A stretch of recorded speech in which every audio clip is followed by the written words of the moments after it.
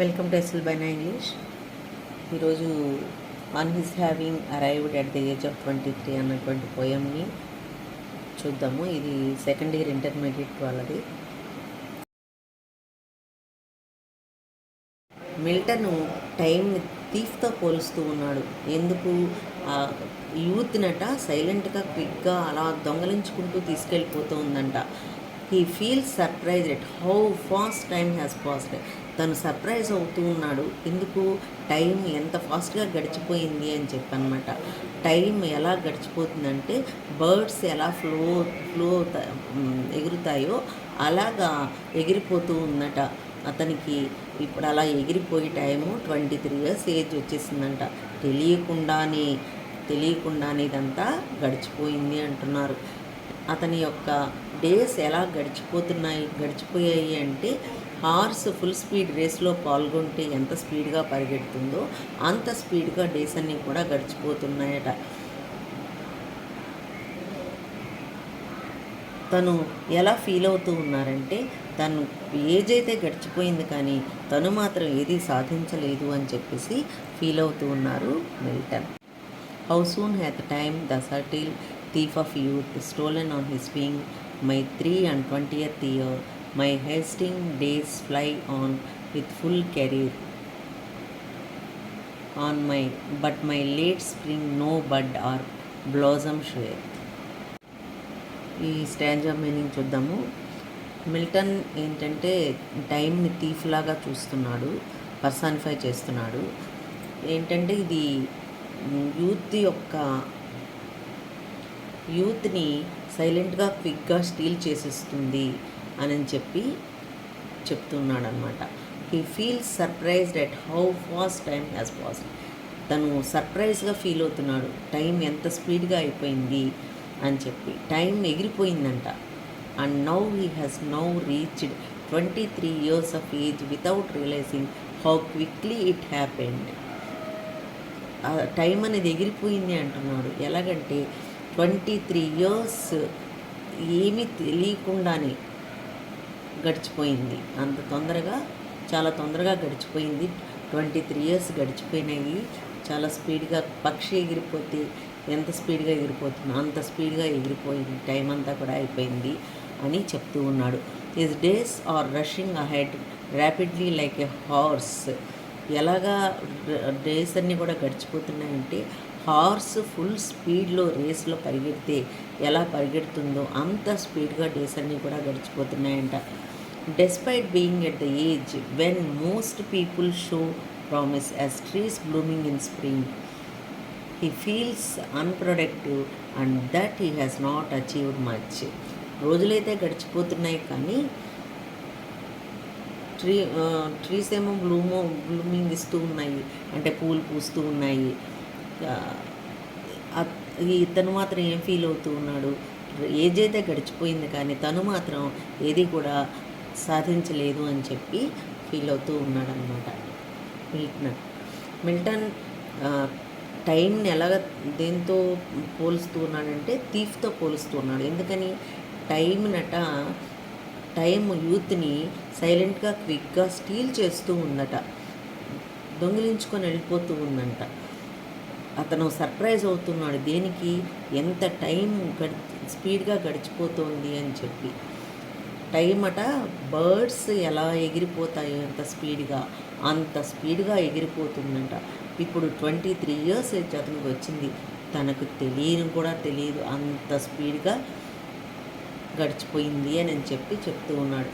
అతన్ని ఆ రోజులన్నీ కూడాను ఎంత స్పీడ్గా వెళ్తున్నాయంటే హార్స్ ఫుల్ స్పీడ్ రేస్లో పాల్గొన్నప్పుడు ఎంత స్పీడ్గా పరిగెడుతుందో అంత స్పీడ్గా డేస్ అన్నీ కూడా గడిచిపోతున్నాయట.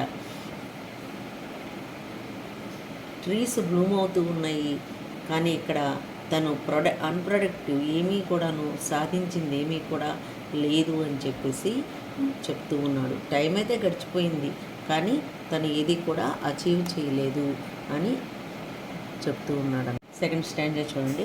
Perhaps my semblance my deceive the truth that I to manhood am arrived so near and inward ripeness doth much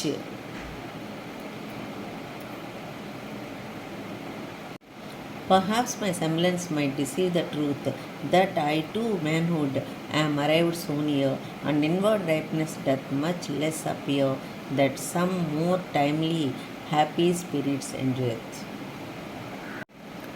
ఇక్కడ సెకండ్ స్టాంజ్ యొక్క మీనింగ్ చూద్దాము. ఇక్కడ ఏంటంటే మనకి మెచ్యూర్ లుకింగ్ కనిపిస్తూ ఉంది, పెద్దవాడైపోయాడని సంగతి తెలుస్తూ ఉంది, కానీ ఆ inner achievement, lack of achievement అనేది మాత్రం దాచేస్తూ ఉన్నది అక్కడ. అంటే ఏమీ కూడాను అచీవ్మెంట్ అనేది లేదు, అది దాచేస్తూ, అది కనపడకుండా ఉంది, అపీరెన్స్ మాత్రమే కనపడుతూ ఉంది. ఏజ్ అయితే పెరిగింది కానీ తను ఎలా ఫీల్ అవుతున్నాడు, మెచ్యూర్ అవ్వలేదు, అంటే రైప్ అవ్వలేదు అన్నట్టుగా ఫీల్ అవుతున్నాడు. ఎందుకని తన ఏజ్ తన ఏజ్కి ఎంత అచీవ్ చేయాలో అంత చేయలేదు కాబట్టి తను ఏమనుకుంటున్నాడు, తను అంత బాగా మెచ్యూర్ అవ్వలేదు, అంత బాగా రైప్ అవ్వలేదు అన్నట్టుగా ఫీల్ అవుతూ ఉన్నాడు లోపల. అర్థమైందని చెప్పింది. అంటే వయసు అయితే పెరిగింది కానీ నేను సాధించింది ఇది కూడా లేదు అని ఇంటర్నల్గా ఫీల్ అవుతూ ఉన్నాడు. తను అసూయ పడుతూ ఉన్నాడు. ఎవరైతే ఎర్లీగా సక్సెస్ సాధించారో వాళ్ళని చూసి ఇతను అసూయ పడుతూ ఉన్నాడు అనమాట. Timely happy spirits. ఇక్కడ ఎవరైతే తొందరగా success సాధించారో,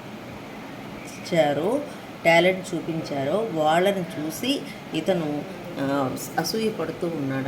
Yet be it less or more, or soon or slow, it shall be still in strictest measure even to that same lot, however mean or high, toward which time leads me, and the will of heaven all is, if I have grace to use it so, as ever in my great taskmaster.